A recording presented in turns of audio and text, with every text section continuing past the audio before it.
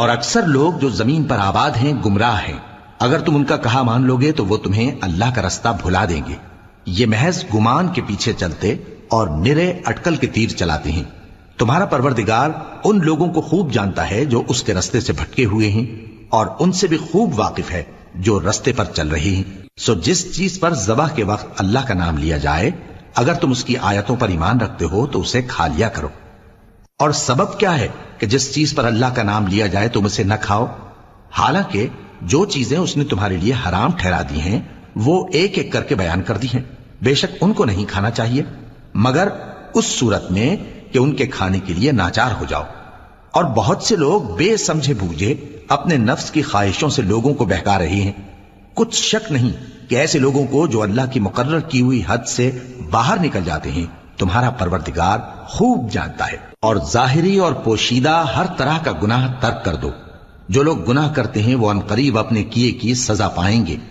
اور جس چیز پر اللہ کا نام نہ لیا جائے اسے مت کھاؤ کہ اس کا کھانا گناہ ہے۔ اور شیطان لوگ اپنے رفیقوں کے دلوں میں یہ بات ڈالتے ہیں کہ تم سے جھگڑا کریں، اور اگر تم لوگ ان کے کہے پر چلے تو بے شک تم بھی مشرک ہوئے۔ بھلا جو پہلے مردہ تھا پھر ہم نے اس کو زندہ کیا اور اس کے لیے روشنی کر دی جس کے ذریعے سے وہ لوگوں میں چلتا پھرتا ہے، کہیں اس شخص جیسا ہو سکتا ہے جو اندھیرے میں پڑا ہوا ہو اور اس سے نکل ہی نہ سکے؟ اسی طرح کافر جو عمل کر رہے ہیں وہ انہیں اچھے معلوم ہوتے ہیں۔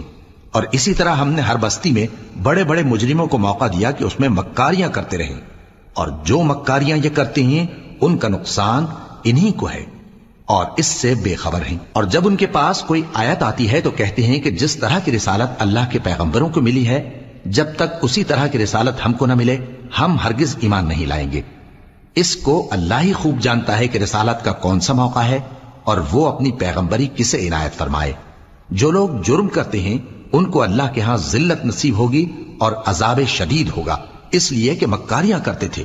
تو جس شخص کو اللہ چاہتا ہے کہ ہدایت بخشے اس کا سینہ اسلام کے لیے کھول دیتا ہے، اور جسے چاہتا ہے کہ گمراہ کرے اس کا سینہ تنگ اور گھٹا ہوا کر دیتا ہے، گویا وہ آسمان پر چڑھ رہا ہے۔ اس طرح اللہ ان لوگوں پر جو ایمان نہیں لاتے عذاب بھیجتا ہے۔ اور یہی تمہارے پروردگار کا سیدھا رستہ ہے۔ جو لوگ غور کرنے والے ہیں ان کے لیے ہم نے اپنی آیتیں کھول کھول کر بیان کر دی ہیں۔ ان کے لیے ان کے اعمال کے صلے میں پروردگار کے ہاں سلامتی کا گھر ہے اور وہی ان کا دوست۔